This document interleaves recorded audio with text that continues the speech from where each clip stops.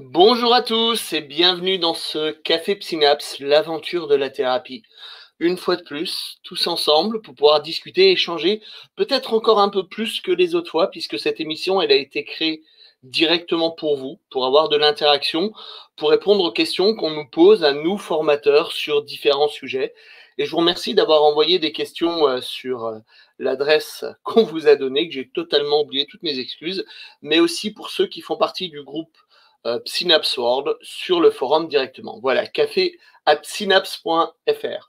Pour la prochaine émission de mercredi prochain, commencez déjà, si vous avez des choses auxquelles on n'aura pas pu répondre, à pouvoir poser vos questions. Le programme de la semaine, comme à chaque fois avant de démarrer, le programme de la semaine, demain du coaching, les différents courants de coaching. Vendredi, vous allez dans Parole d'experts échanger avec des spécialistes de la psychologie, des docteurs en psychologie, avec Franck Platzek, sur l'utilisation des thérapies brèves au sein d'une approche dans le monde de la psychologie. Et moi, j'aurai le plaisir de vous retrouver dès lundi pour la 10e émission avec Franck Platzek.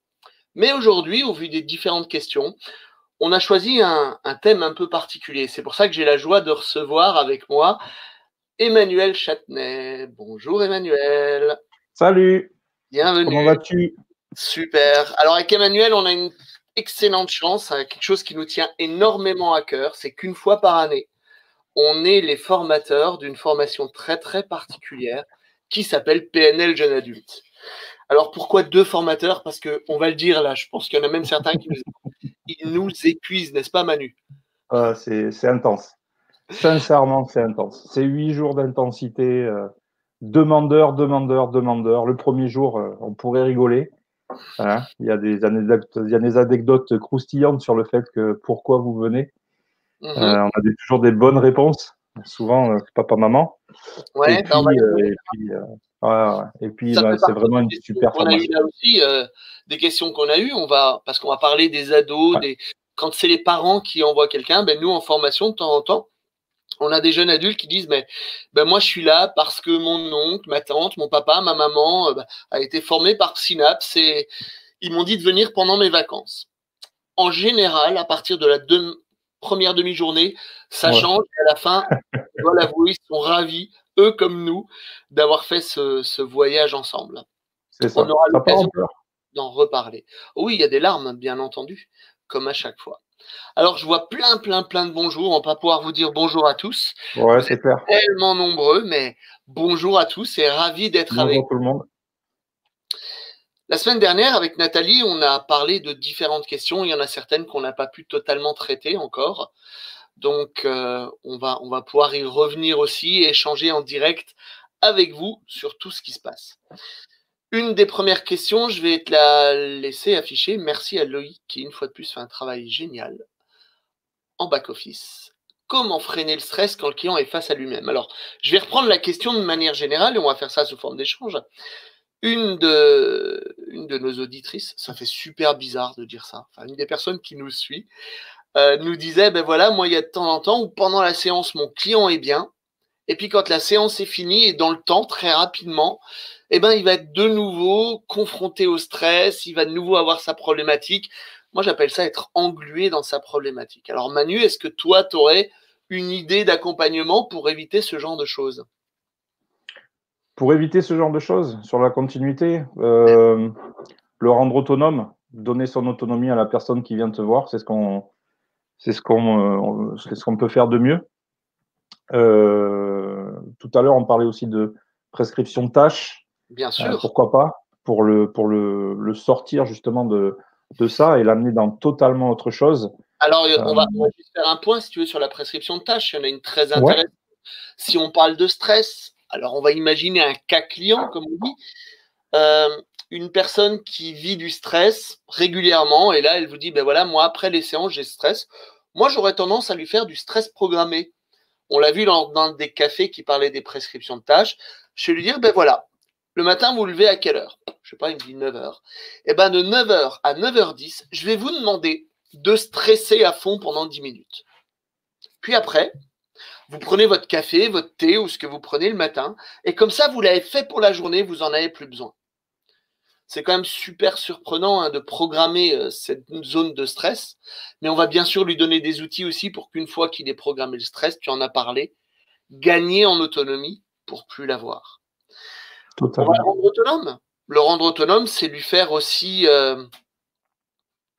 faire les exercices qu'on a fait en cabinet. Moi, j'aime bien ce terme autonomie et enfin, ceux qui me connaissent savent que j'y suis très attaché parce que des fois, il y a des thérapeutes qui font l'inverse. Ils créent une dépendance à la thérapie. Si moi, mon client, il est seulement bien quand il vient dans mon cabinet, j'ai un problème. J'ai créé une addiction s'il ne peut pas s'empêcher de venir me voir. Alors, on est entre nous. Économiquement, certains thérapeutes vont trouver ça génial. Éthiquement, c'est pas du tout pour moi. On est dans les thérapies brèves. On est d'accord. Mon client, je vais lui apprendre à être bien en dehors du cabinet.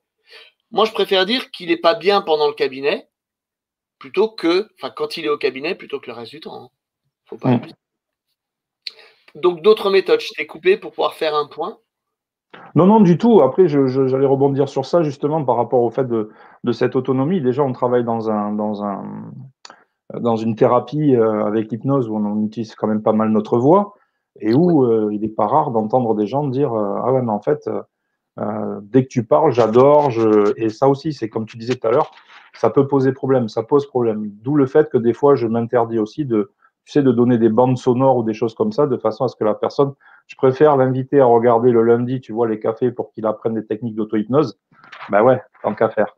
Pour être totalement en autonomie et pas avoir besoin de nous, quoi. Et comme le dit Florian, il y a d'autres outils, il y a la cohérence cardiaque. Exactement, totalement. La respiration. Les outils, comme on dit en formation, hein, plus vous aurez d'outils et mieux ce sera pour votre client, pour votre consultant. Plein de techniques, la cohérence cardiaque, on en parle. Les premières méditations, alors là aussi, vous pouvez faire de la méditation guidée, du mindful au départ, et puis l'amener à pratiquer cette méditation 5, 10, 15, 20 minutes et lui donner goût à certaines pratiques, de façon à ce que… lui proposer de faire ce qui fonctionne pour lui. C'est ça, totalement. Alors souvent, les gens cherchent à décortiquer, à savoir ce qui génère le stress. Moi, j'ai tendance à me dire que ça peut être une bonne chose, d'accord, dans certaines thérapies. Mais moi, je me dis que si le stress est plus là et qu'il n'y a plus la gestion du stress, et là, je vois Agnès en parle, l'EFT, entre autres, hein, moi, je pratique beaucoup l'EFT. Totalement. Et d'ailleurs, avoir une petite surprise d'ici peu de temps sur le côté EFT. L'EFT, ou tout simplement, vous l'avez vu dans une des vidéos qui est parue, le Havning. Alors, c'est un peu sur la base d'un des points d'EFT. Hein. Ça, c'est un outil. Bah tiens, allez, on n'en fait pas d'habitude dans la cohérence, mais pour ceux qui veulent, on va juste y revenir. Demandez à votre client, quand il a son stress, de se positionner et on va créer un outil, un truc de fou. Ceux qui connaissent un peu l'énéagramme, on a tendance à faire un peu du 7 avec Manu, donc on aime bien sortir du 4 qu'on avait prévu. Donc moi, j'aimerais créer un outil à base de cohérence cardiaque et d'EFT. Ouais. Et bien, tout simplement, on va demander aux gens de se mettre dans cette position, concentrer sur leur stress, hein, penser à leur stress. S'ils ont envie de dire « je suis stressé parce que je reprends le boulot lundi, je suis stressé parce que les enfants du voisin font du bruit, je suis stressé parce que je me demande à quel moment mon voisin va sortir sa tondeuse », eh ben, je me pose avec ça et je commence à tapoter en rythme sur mes clavicules. Alors, tu rigoles, mais il y a quelque chose qui est phénoménal et que j'ai appris alors vous avez rigolé, d'un moine tibétain que j'ai rencontré, Lama Samten, qui me disait que lui, quand il était plus jeune et qui se baladait en voiture, quand il était pris dans les embouteillages, il avait des systèmes comme ça où il utilisait non seulement leur méditation, mais aussi des petites techniques, notamment le fait de me dire un jour que pour lui, les freins, quand la voiture de devant freine, les 2 petits ronds rouges sur le côté, plus le 3e feu, pour lui, ça lui faisait penser à un sourire. Et donc, dès qu'il sentait ce stress monter dans la voiture, il se mettait à faire un sourire intérieur. Donc, tout est bon. Sincèrement, tout est bon pour gérer ce stress. La question aussi à poser, c'est est-ce que le thérapeute ne fait pas trop aussi après son intervention et demande justement comment ça se passe, comment la personne se sent, est-ce que ça va mieux, et du coup pourrait, renourrir ce stress et remettre la personne dans cette position-là. C'est une possibilité, je l'ai vu. Ouais, c'est une véritable histoire de posture, ce que tu es en train de dire, Manu, parce que on est entre nous, là, on est à peu près 150 à partager des choses là en ce moment. Moi, j'ai tendance à être un peu trivial quand je fais des formations et quand les gens me disent, mais est-ce que tu demandes aux gens après comment ça a été? Eh ben, c'est un peu comme dans certains moments d'intimité où derrière tu ferais alors, heureuse. Heureuse. Pour moi, ça n'a pas de sens. C'est cliché. Demander à un client, ça a été, c'était bien, vous étiez content de la séance, comment c'est? Non. Alors en EFT, on a l'habitude d'évaluer le stress en début et d'évaluer le stress en arrière. Mais c'est une évaluation.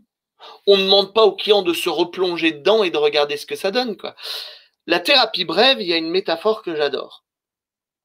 Quand tu tombes dans une fosse à purin, il y a des gens qui passent leur temps à se demander qui a mis une fosse à purin ici. Il y en a d'autres qui passent leur temps à se demander mince, ça pue, c'est quoi, qu'est-ce qui se passe, qu'est-ce que je vais faire? La thérapie brève, c'est sortir de la fosse au purin, prendre une douche, et après on a tout le temps du monde pour se demander comment ne plus tomber dans la fosse à purin. Totalement. C'est la même chose. Quelqu'un qui serait dans le stress, on peut se demander pourquoi, comment. Ok, mais la première des choses, c'est le faire sortir de son stress. La cohérence cardiaque, l'EFT, discuter des fois avec lui, ça suffit. Hein. Ou alors lui demander justement le comment. Comment il fait pour se mettre dans ce stress-là. Bah, merci à Cécile. Imagine ton gynéco en train de dire alors c'était bien. Oui, je peux tout à fait imaginer. Joker.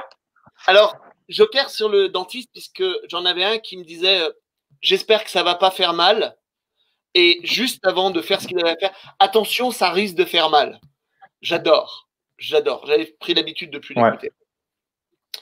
Donc, faites des exercices, rendez-le autonome, voyez avec lui ce qui fonctionne et demandez-lui à lui de créer ce qu'il en est. Et oui, comme le dit Michael, je suis d'accord. Un peu de manque de confiance avec sa pratique.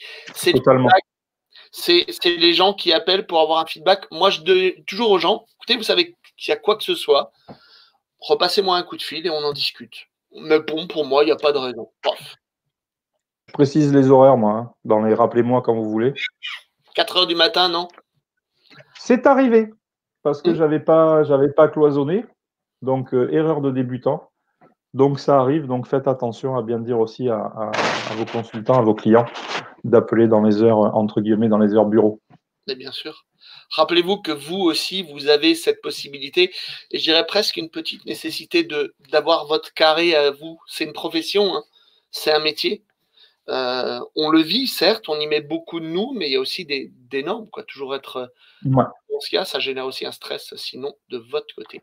Il y a Thierry.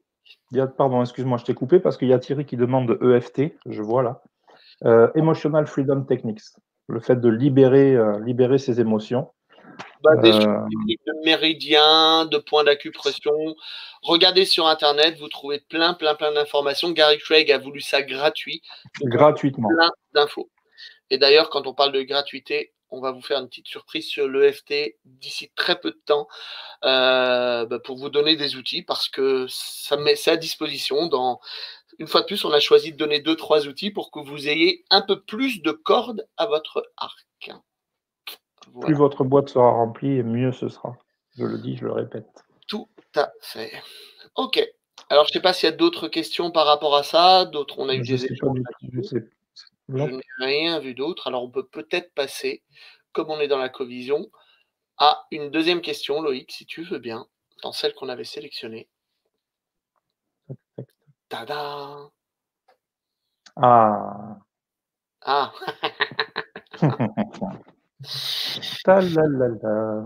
Vous la voyez arriver, celle-là, vous l'avez déjà eue, ceux qui nous suivent, là?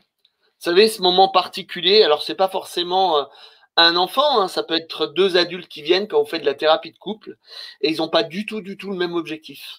Voilà. Et ben là, vous allez devoir accompagner les deux. Moi, j'ai fait beaucoup de coaching d'entreprise, je continue à en faire. Des fois, on a exactement la même problématique entre l'objectif du boss et l'objectif des salariés. Et ma question est toujours la même. C'est une question que je me pose à moi-même. La question, elle est simple. Qui est le client? Et j'ai une bonne réponse. Enfin, j'ai une bonne nouvelle. J'ai pas la réponse. Elle est typiquement personnelle. Alors, vous allez me dire, quand je reçois un enfant de 3-4 ans, allez, il m'est déjà arrivé d'avoir des parents de 2 ans qui appellent au cabinet pour dire, écoutez, mon enfant fait de l'onirésie, est-ce qu'on peut faire quelque chose avec l'hypnose? Et là, tu poses la question, il a quel âge? Ah, il a 18 mois. Non. Bien sûr, on peut. On peut, mais ça s'appelle Pampers, et puis tu trouves le moyen, quoi. Après, tu as des enfants, des fois, où les parents vont venir, ou ont une problématique, et tu te rends compte que c'est la problématique des parents. Ça, c'est une autre chose. C'est ce qu'on appelle l'enfant symptôme, hein. Stéphane Bini, notre spécialiste en thérapie bref, pourrait débattre très longtemps là-dessus, mais c'est l'enfant symptôme. Il y a peut-être quelque chose au niveau familial. Mais il y a des fois des moments plus simples où tout simplement on va avoir une demande des parents et de l'enfant. OK sur le principe, c'est pour ça qu'ils vont voir un thérapeute. Et puis, on est dans les questions en cascade là, mais est-ce que je reçois ou pas les parents, les enfants? Le but, c'est pas forcément de débattre là-dessus, mais imaginons, pour moi, dans ma pratique, je préfère voir l'enfant seul. Pourquoi? Pour qu'il puisse se livrer, on est dans le rapport. Et quand ça arrive, il arrive que l'enfant, l'ado, le jeune adulte, quel que soit le nom que vous lui donniez, vous dise un peu comme tous ces clients adultes, mais finalement, j'adore cette phrase, hein, mais finalement, c'est peut-être pas ça le véritable problème. Et là, vous vous rendez compte que votre client, l'enfant, mais votre client, les parents, c'est eux qui payent aussi, c'est eux qui l'ont amené, eh bien, ils n'ont pas du tout les mêmes objectifs.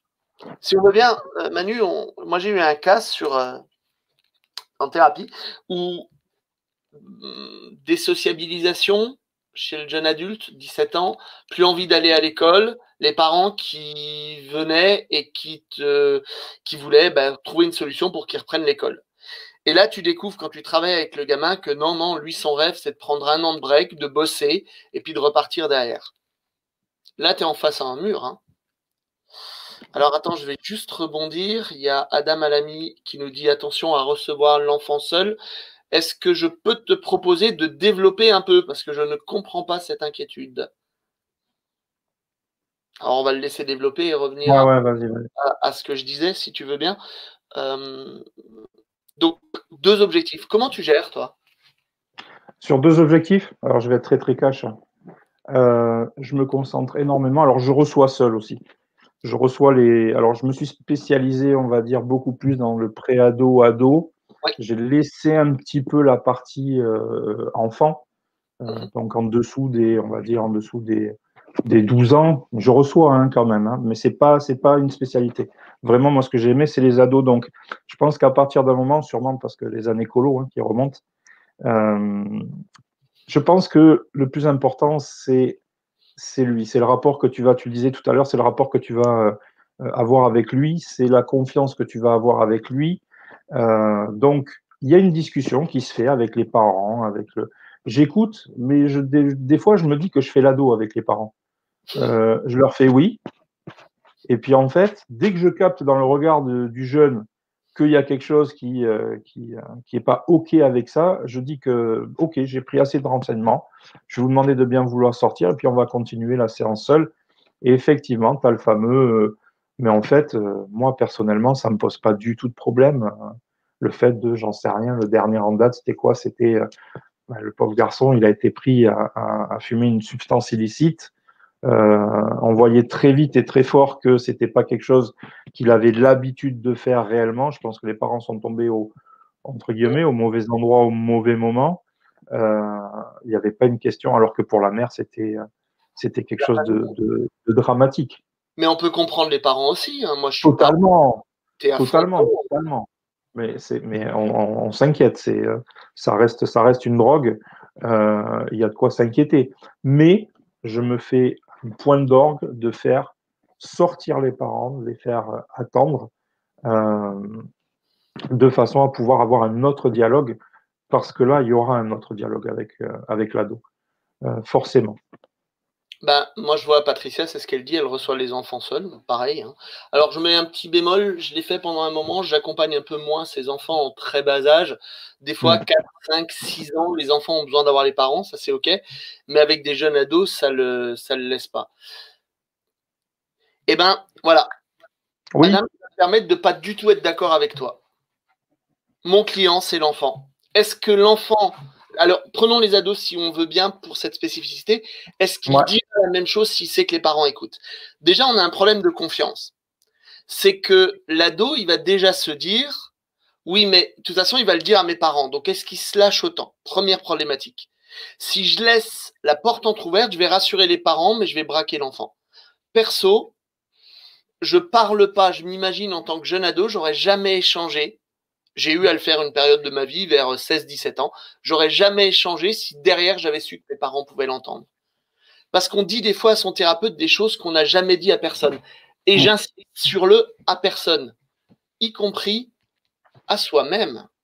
totalement, Maintenant, si c'est un totalement. souhait des parents sur un jeune enfant, je l'entends. Voilà, Patricia nous dit à partir de 7 ans, c'est un choix. À partir du moment où l'enfant peut s'exprimer, tu es libre de prendre un Ah, enfant. alors voilà, Adam nous précise 4 à 8, 9 ans, j'entends. Moi, je parlais plus des ados.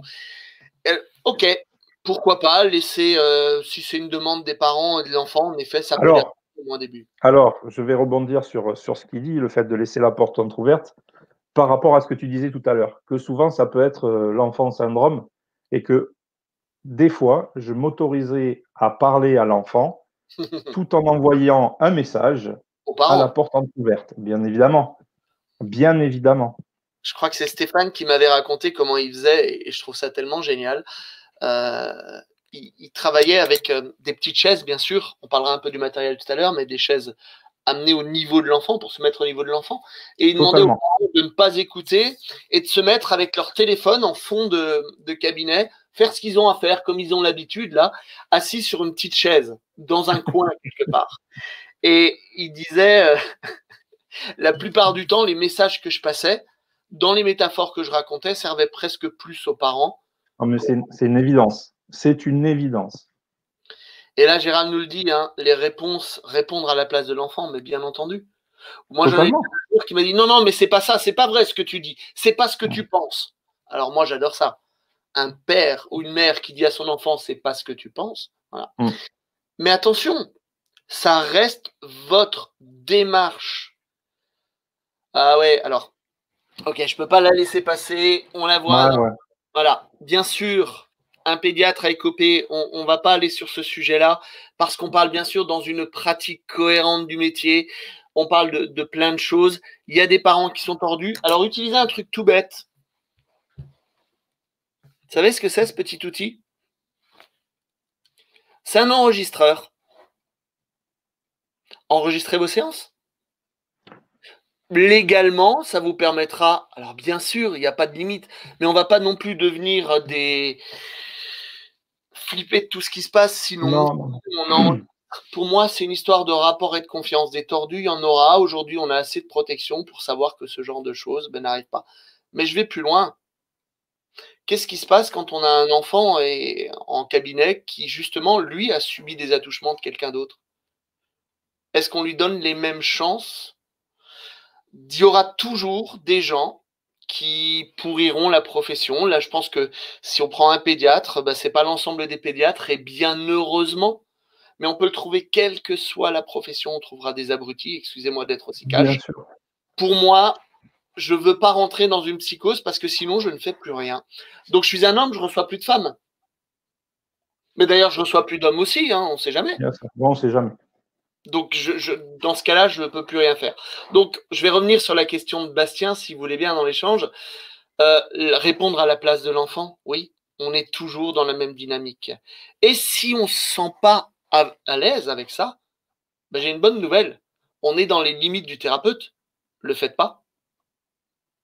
Si je me sens pas à l'aise, et pour rebondir avec Adam, si j'ai des parents un peu tordus, eh ben, tout simplement, je dis que je suis pas compétent pour le faire et je les envoie vers un spécialiste. Alors ça, c'est la phrase magique que je pense que tu donnes, puisqu'on travaille souvent ensemble. Oui. que tu donnes et que je donne. Excusez-moi, mais là, plus je t'écoute, enfin, plus je vous écoute, parce que je parle avec toi, plus je vous écoute et plus je m'aperçois que vous dépassez le domaine de mes compétences. C'est la petite phrase qui passe un petit peu quand vous n'avez pas forcément envie ou quand vous ressentez quelque chose qui fait que ça ne passera pas bien ou que ça ne se passera pas bien pour vous. Sachez aussi travailler dans les meilleures conditions et parfois refuser de travailler avec quelqu'un. Euh, Écoutez cette petite voix, écoutez cette petite intuition qui vous dit que vous ne le sentez pas, il y a quelque chose qui ne se passe pas, quelque chose qui... On ne peut pas s'entendre avec tout le monde. Je rebondis sur le fait que on disait tout à l'heure, pourquoi pas changer entre praticien et praticienne. Oui, c'est une question que je pose souvent à des clients qui me disent, ouais, est-ce que tu connais pas quelqu'un à tel endroit, assez loin de chez moi? Oui, qu'est-ce que tu préfères? Est-ce que tu préfères un praticien? Est-ce que tu préfères une praticienne? C'est une question qui se pose.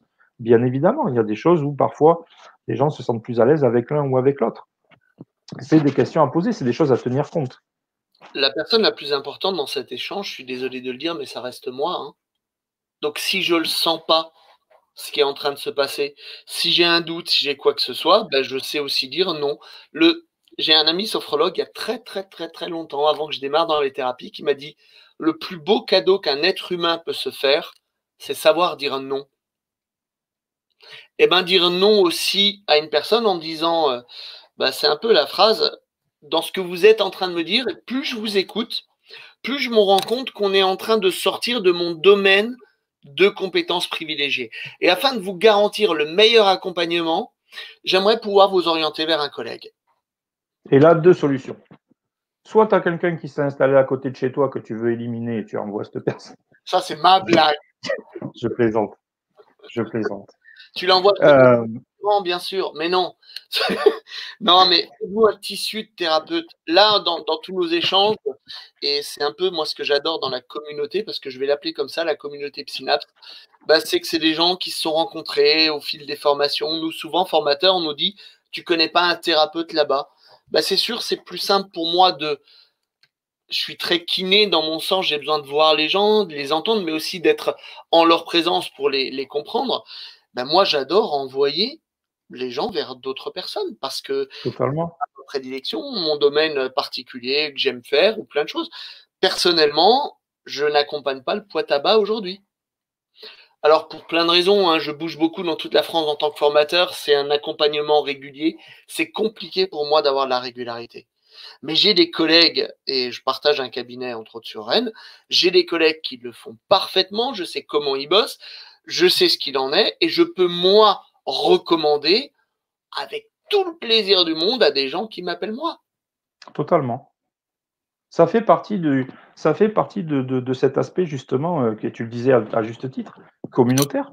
Pourquoi pas? On a le droit d'utiliser ce terme. Avec le Synapse World, avec toutes ces choses-là qui font que, voilà, on a un vivier de thérapeutes qui est énorme. Qui est énorme. Et de liens moi il m'arrive aussi à des moments d'envoyer ça vers des psychologues, par exemple. Mais totalement. Mais bien sûr. Spécificité qu'on peut pas avoir. J'avais un client qui m'appelle et qui me dit, moi j'ai besoin financièrement que mes séances soient remboursées.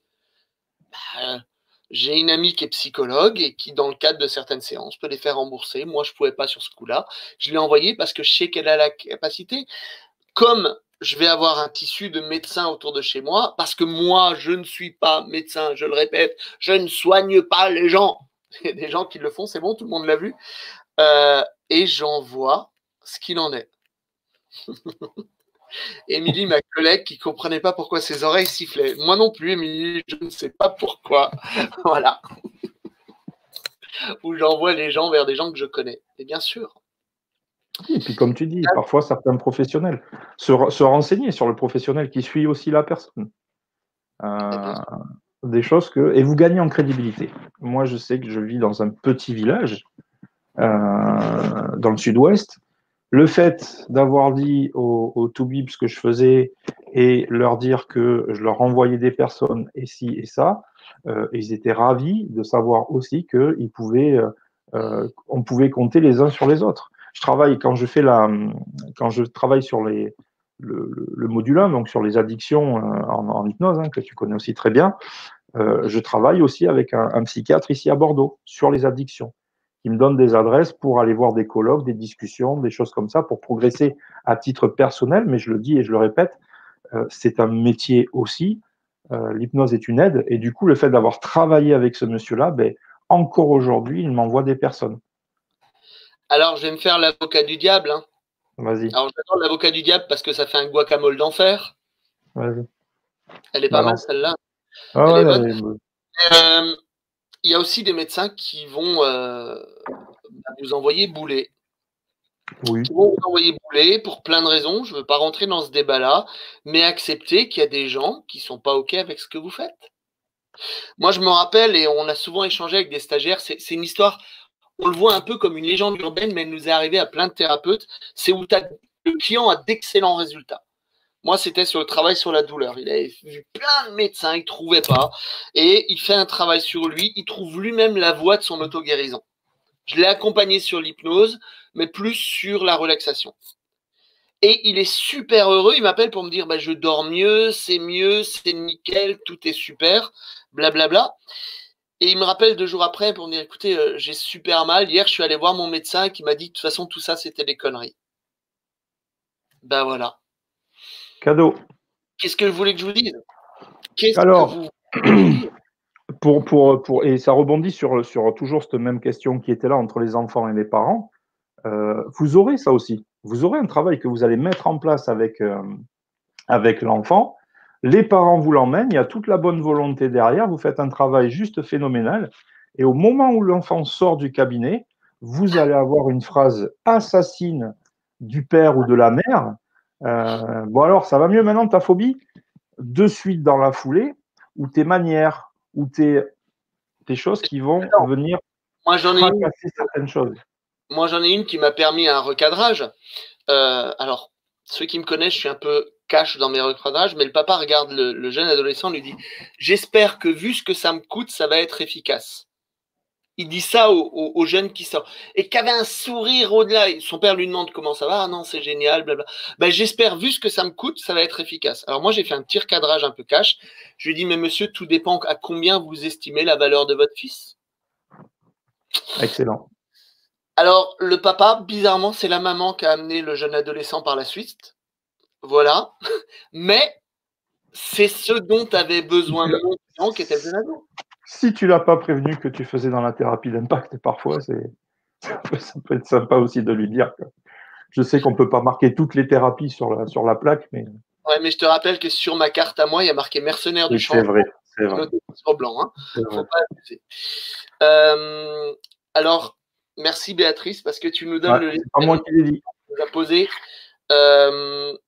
Y a-t-il besoin d'avoir une formation particulière pour travailler avec les enfants? Une formation, c'est quoi si on réfléchit bien? C'est un moment où des gens vont vous donner des techniques. On a beaucoup parlé de la notion de protocole, que ce soit en auto-hypnose ou dans d'autres émissions. On a parlé de la notion de script. Tout ça n'est qu'une base pour vous donner des idées. Mais un peu comme on est en train de le faire là, et les soirées et les co-visions serviront à ça aussi, la formation hypnose enfant, elle permet d'avoir des outils qu'on n'a pas le temps de voir dans d'autres formations. Et en effet, moi, je la trouve exceptionnelle parce elle va nous faire utiliser des choses qu'on n'utilise pas, nous, de base. Maintenant, pour travailler avec les enfants, ça veut aussi dire avoir certaines compétences, connaissances, qualités qui sont différentes. Pourquoi moi, je ne travaille pas avec les jeunes enfants, de 4 à 8 ans, si je reprends la base d'Adam? Ben parce que, comme on l'a dit, je suis plutôt dans une thérapie d'impact. J'aime bien aller titiller, chercher. Et je vais vous donner un secret. J'ai 4 filles. Donc, j'ai assez à gérer à la maison avec la petite dernière pour pas en plus en avoir en cabinet. C'est l'excuse. C'est un choix. C'est un choix. C'est aussi parce que je considère que je suis plus pointu dans ces domaines-là. Oui, Et on a une approche particulière. Moi, j'aime beaucoup le côté systémie familiale. Dans la systémie familiale, c'est quelque chose qui va être très important. Avec un très jeune enfant, on travaille aussi avec l'ensemble de la famille. Avec un ado, on travaille avec la famille. Donc, pour finir sur l'objectif des enfants et des parents différents, quand vous voyez la systémie familiale, eh ben, vous avez une vision globale. des choses. Vous avez une vision qui vous permet de comprendre comment fonctionne le système. Mais plus important que vous le comprendre, de permettre aux parents aussi de comprendre en quoi leur système. Rappelez-vous ce qu'on voit en thérapie systémique, hein, il n'y a pas de bien, il n'y a pas de mal, ça fonctionne ou ça ne fonctionne pas. Pourquoi le système ne fonctionne pas? Se mettre au niveau de l'enfant, mais aussi à d'autres moments, se mettre au niveau des parents et comprendre, entendre leurs problématiques. Oui, je rebondis sur ce que disait, alors je ne sais plus qui c'était tout à l'heure. C'est pas Hélène avec ses parents, ils sont pas tous comme ça. Non, bien sûr que non. Bien sûr que non, Tous les parents n'agissent pas comme ça et la majorité des parents sont là pour aussi nous écouter et être à l'écoute encore plus de leurs enfants. C'est pour ça que, notamment, ce que vous apprendra et la formation enfant et une formation comme la systémie aussi, vous apprendra aussi à être un petit peu quelque part le chef d'orchestre. Parce qu'attention, recevoir une personne en face à face et recevoir 3 personnes en même temps, qui chacun vont avoir leur mot à dire, ça s'apprend. Bien C'est sûr. des techniques qui s'apprennent. C'est pas, ça ne s'invente pas. C'est quelque chose qui demande. Je comparais ça, ouais, un petit peu au chef d'orchestre, vous savez, qui va demander le piano aux cordes et qui va demander au contraire au cuivre de monter un petit peu plus. Et bien là, ce sera pareil. Attendez, monsieur, je vous ai donné la parole, je voudrais entendre un petit peu madame, s'il vous plaît. Et ça s'apprend. Et ça s'apprend. Ça s'apprend et chacun va travailler avec ses propres affinités. La boucle est bouclée. Puisque pour moi, le chef d'orchestre de jazz, c'est pas forcément celui qui aime faire du classique. Celui qui fait du classique, il aime pas forcément faire de la musique moderne ou du symphonique. Je sais pas, je peux pas vous donner autant d'exemples que ça. Et ben en thérapie, c'est pareil. On a un peu tous nos spécialités, les choses qu'on aime faire, et d'autres qu'on aime peut-être un peu moins pour plein de raisons. Voilà. Je vais juste, si tu me permets, rebondir sur Adam, encore une fois, qui dit faire de la magie avec les enfants donne de très bons résultats. Alors là, tu parles À deux notamment avec deux praticiens de magie coachés par notre bien cher confrère Joël. Et tu ne crois pas si bien dire, Adam, parce qu'en fait, je vais vous donner une petite technique de cet ado qui vient vous voir, qui ne vous parle pas, parce qu'il n'a pas envie de vous parler, parce que c'est compliqué pour lui d'être avec vous. Il est dans une phase où il n'a pas envie de communiquer, il n'a pas envie de. C'est ses parents qui l'amènent. Et je le dis dans mes formations, souvent ce que je fais, c'est que je dis à l'ado, quand on n'est que tous les deux, écoute, je vois que tu n'as pas trop envie de parler. Et puis moi, je vais te dire un truc, j'ai pas trop envie de bosser non plus, quoi. Donc en fait, ce qu'on va faire, si tu veux bien, si ça t'intéresse, puisque tu es là pour l'hypnose, je peux t'apprendre 2-3 trucs d'hypnose un petit peu, tu sais, comme Mesmer à la télé, hein, les doigts qui se collent et tout. Et là, bizarrement, vous allez voir, le regard va changer. Il va avoir ce petit mot avec le on peut. Ah ben non seulement on peut, mais si tu veux, on peut faire ça aussi. Ça me dérange pas du tout. Et puis, si tu reviens, la prochaine fois que tu reviens, ben, je t'en apprendrai d'autres. Et c'est comme ça que je crée le lien avec celui qui va être vraiment, vous savez, je ne vais pas dire l'ado dans toute sa splendeur parce qu'ils ne sont pas tous comme ça, mais l'ado qui voilà, qui a pas envie de parler à un adulte, qui n'a pas envie de vous faire confiance au départ. Vous échangez quelques trucs comme ça, donc de la magie, comme tu disais très justement Adam, ou des petites techniques.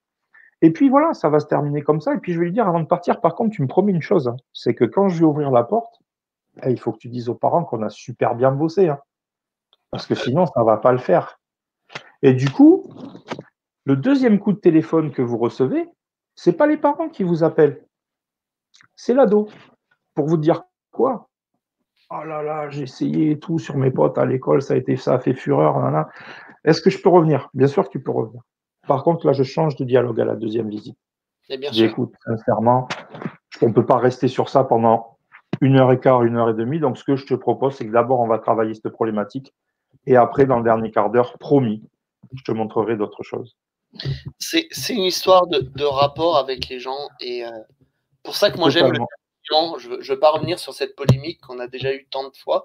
Mais moi, j'appelle mes clients des clients. Certains l'appellent des consultants, Pourquoi? Parce que je fais aussi du clientélisme. Je donne à mon client ce qu'il attend. Un adolescent qui vient, bah, il attend pas forcément quelque chose, donc il faut que je trouve quelque chose pour créer du lien avec lui. Et des fois, c'est l'écouter parler, mais tant s'il parle pas, c'est plus compliqué.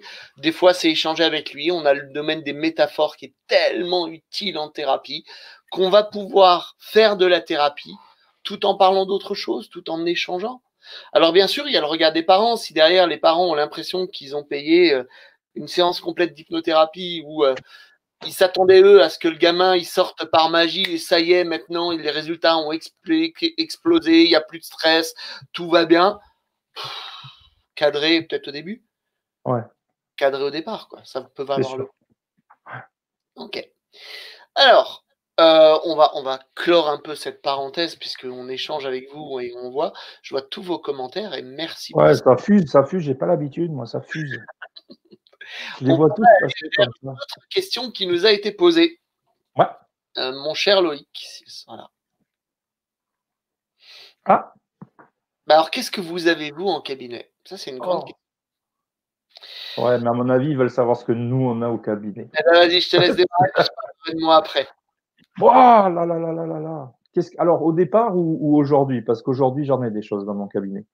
Et oui, on vous l'a dit, plus vous avez d'outils et plus vous répondrez à la demande de votre client. Donc, alors, comment j'ai commencé? Qu'est-ce que j'avais en premier lieu dans mon cabinet? J'avais un petit peu de décoration. J'avais des fauteuils confortables, mais pas forcément trop confortables. Alors, Manu, moi, je vais y venir. Le fauteuil, Vas-y. il doit être confortable pour qui, à votre avis, en premier? On va les laisser répondre. Ouais. Le fauteuil le plus confortable, il est pour qui? Deux, Rappelez-vous comment Milton Erickson recevait ses patients. des feutres, du papier. Ouais, non, moi, Ouais, je suis ouais, ouais. Ah ouais, non, mais là, après, oui, là, oui, on va y aller après. plus agréable. Et ben, c'est bien simple, il doit être pour moi. Ouais. C'est moi qui suis assis le plus longtemps sur ce fauteuil. Et comment, toi, tiens ton fauteuil? Et ben, moi, au cabinet, on a 2 fois exactement le même fauteuil. Et pour le trouver, Ouais. il faut qu'il soit OK pour moi.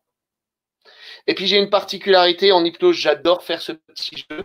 Il y a un des 2 fauteuils qui va vous permettre de partir très rapidement. L'autre, attention, c'est Bon. quasi instantané. Donc je laisse à mon client choisir le fauteuil. Donc si j'ai pas le même et qu'il prend le mien et que moi je suis allongé, ça va être un peu bizarre. Voilà. Ouais, Maintenant, totalement. j'ai 2 fauteuils un peu style crapaud. Pour tout vous dire, ils sont bleus dans notre cabinet. On a la chance d'avoir un cabinet à Rennes qui est très proche de l'eau, très zen, très chouette. On a 2 beaux fauteuils bleus. Voilà. Je suis pas trop. Vous savez, il y a des gens qui ont des fauteuils stressless. Personnellement, c'est pas OK pour moi. Je dis bien pour moi, parce que s'ils sont trop confortables, tu l'as évoqué. Ouais. Un jour, j'ai une thérapeute qui m'appelle, qui me dit Christophe, je comprends pas, tous mes clients s'endorment. Ah ouais? Ouais. Explique-moi comment tu les reçois.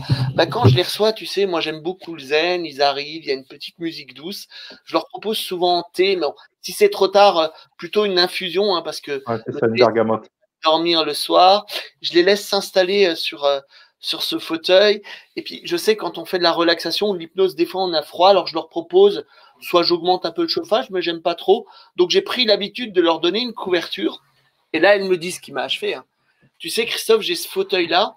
Moi, j'ai une télécommande. Ils sont installés. Puis, à un moment donné, le fauteuil, il se baisse et il s'installe.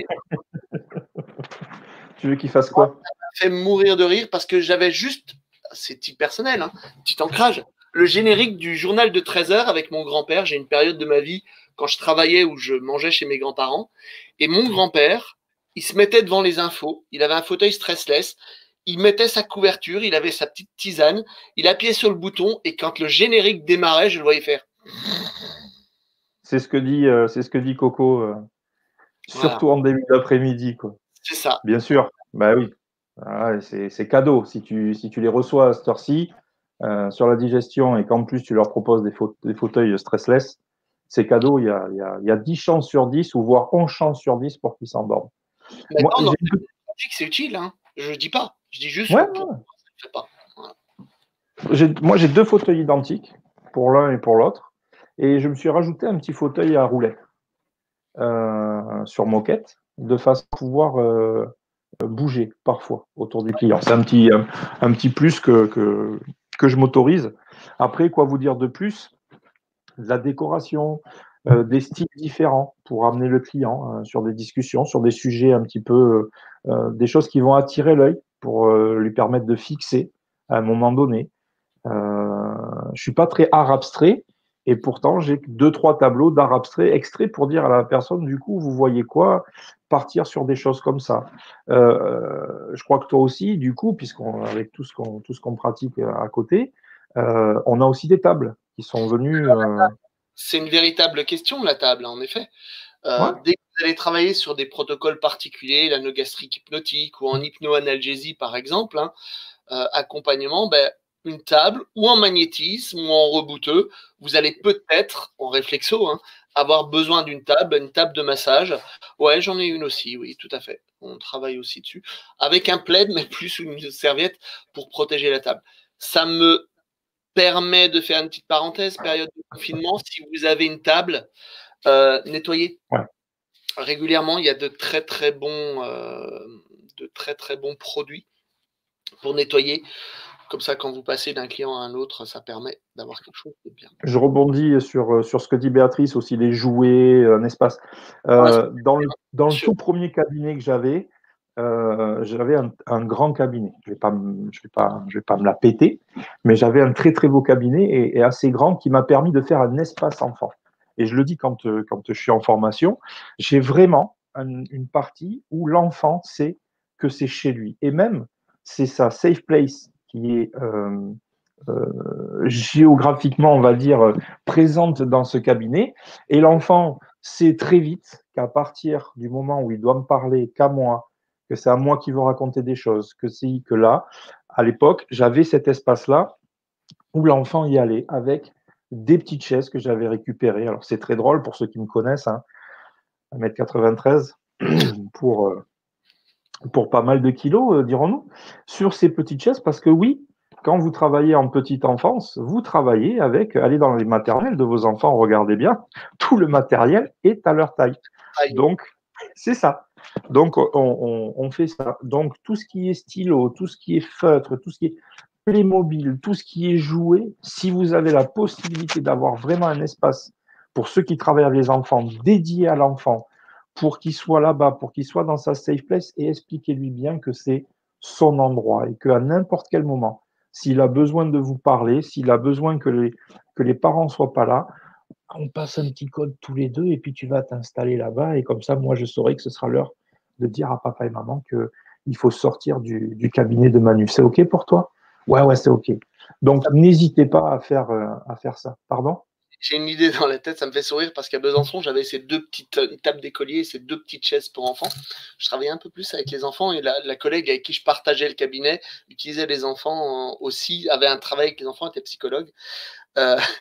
Moi, j'utilisais la chaise aussi quand on parlait à l'enfant intérieur avec des adultes. Ça me faisait rire intérieurement de voir ces grands gaillards ou ces dames assis sur leur petite chaise, parce que dans la corporalité, tu vas être encore plus cet enfant qui a besoin de s'exprimer. Et on le laissait s'exprimer. Donc, on a vu aussi de la verdure, oui. Alors, pas trop, Oui. pour éviter d'être dans la jungle, ça pourrait être pas mal. Et puis, si vous n'avez pas la main verte, ça va vous coûter cher en termes de renouvellement chez Jardiland. Ouais, je dois en citer plusieurs. J'ai pas d'autres Truffaut. Ouais, vas-y. Voilà, ces grandes surfaces ou chez votre pépiniériste de choix. Attention aux odeurs. Moi, je suis très, très, très sensible au côté olfactif. Donc, attention aux odeurs. Huile essentielle. Parfum. Votre propre parfum.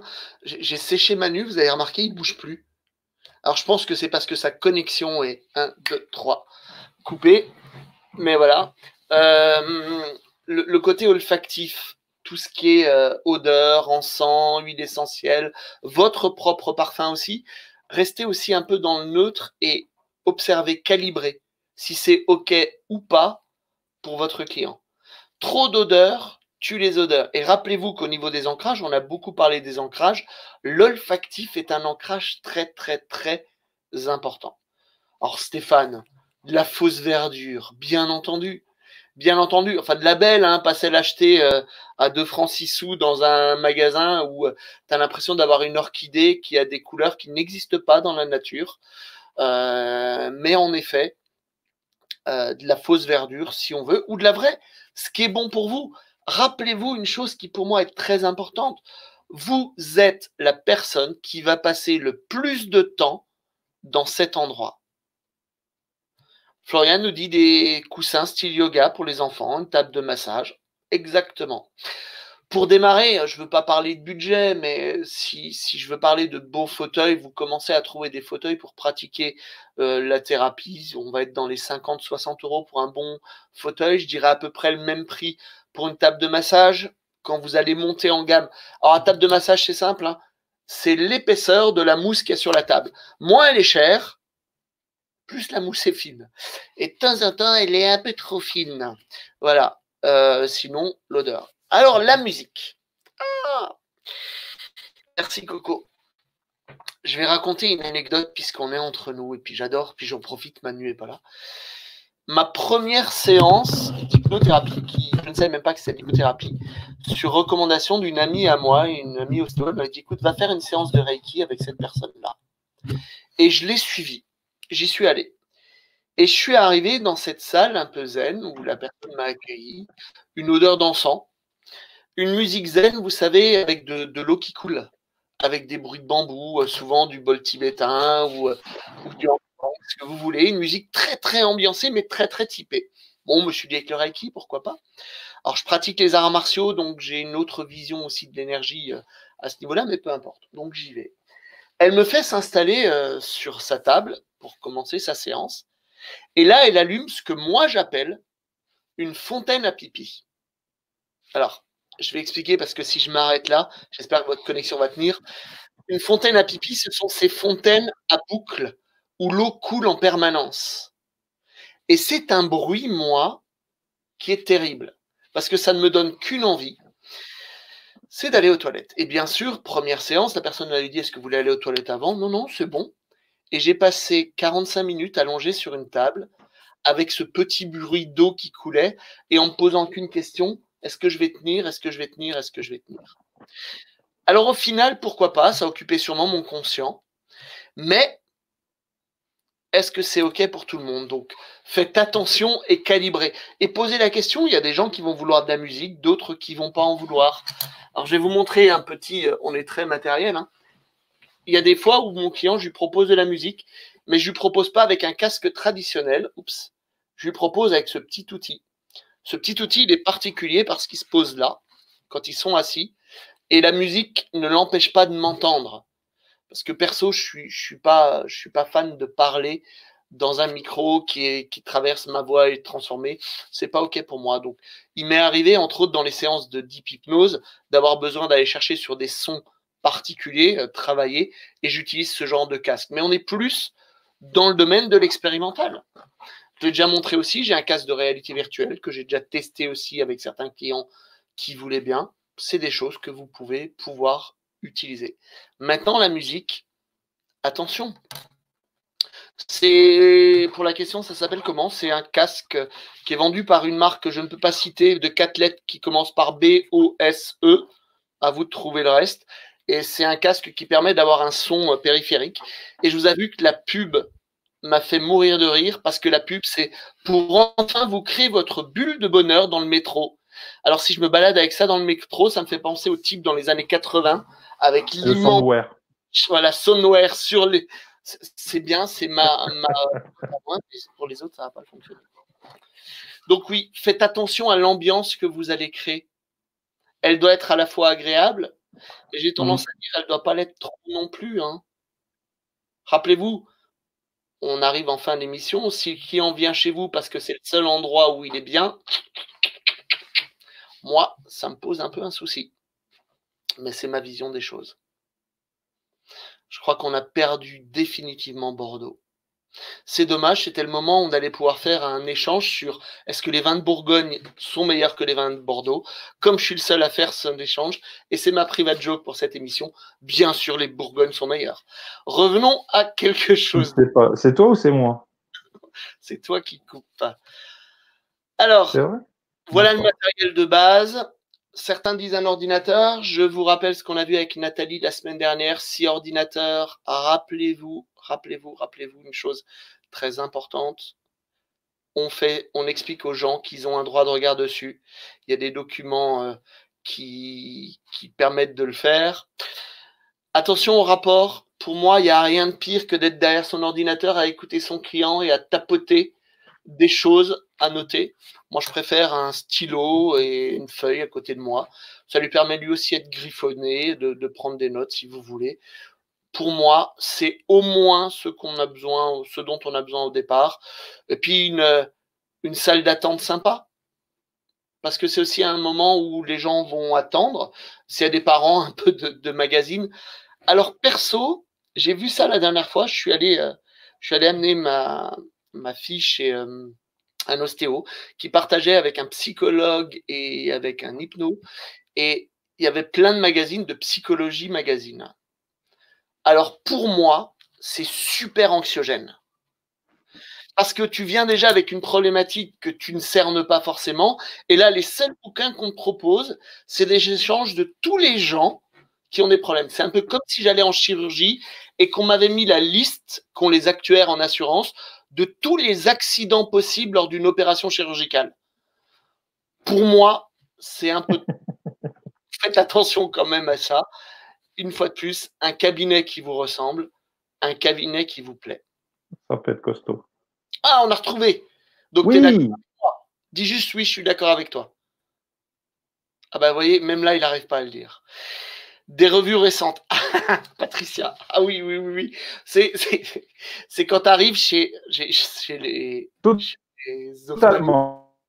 chez l'ophtalmo où tu as encore des... la princesse Lady Di arrive en France ou retrouver la mode des années 80.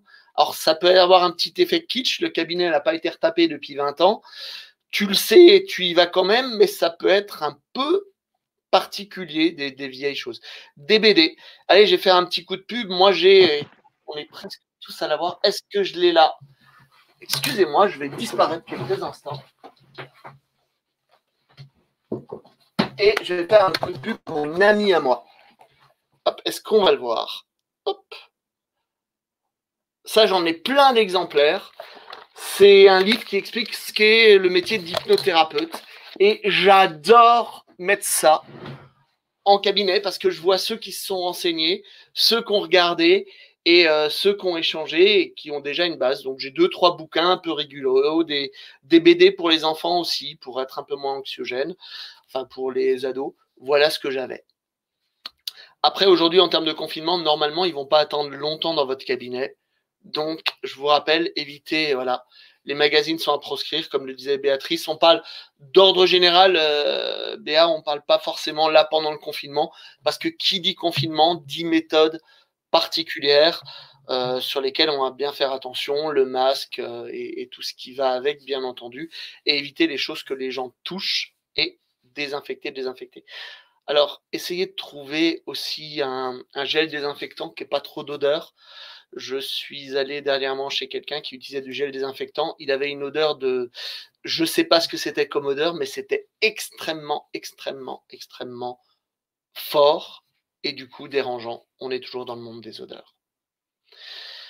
Je crois que nous arrivons à la fin de notre échange. Merci pour tous vos échanges. Je ne sais pas si on va avoir Manu pour le mot de la fin. Écoute, je n'en sais rien, je bataille. On t'a, Manu, tu vas pouvoir Ouais, dire. c'est vrai. Bah, écoute, je suis largement impressionné par le seul fait que, apparemment, il y a des travaux de fibres dans mon patelin. Dans son quartier. Et ben voilà, on vous souhaite une excellente journée, mais avant ça, différentes choses. Je rappelle rapidement le programme. Demain, du coaching, Frédéric et Jeannette. Ah oui, bien sûr, j'ai failli oublier de le dire. Abonnez-vous, likez, des cœurs, des pouces, on compte vraiment, vraiment sur vous. C'est notre boost à nous, c'est notre fuel à nous pour continuer à faire ces émissions et les continuer en dehors de périodes, puisqu'on est en déconfinement. Prenez soin de vous, plein de belles choses. Suivez aussi l'émission de Parole d'experts très Les joies de la Ouais, les journées techniques. Et puis pour finir, bah, comme à chaque fois, synapsez-vous. À bientôt.